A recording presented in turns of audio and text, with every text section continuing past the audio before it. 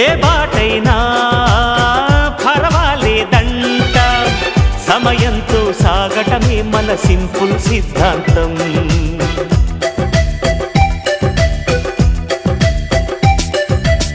చిరుగాలికి పరిమళమిచ్చే సిరిమల్లెల వనమై ఉందాం, గగనాన్ని నేలను కలిపే హరివిల్లుల వంతెన అవుదాం. ఆనందం అంటే అర్థం మనమందా, ప్రతి పూట పాటై సాగే హుషారు సరిగమలో. ఎన్నో ఎన్నో రాగాలుండే సంగీతం కాదా, చల్లకి నవ్వుల కేరింత.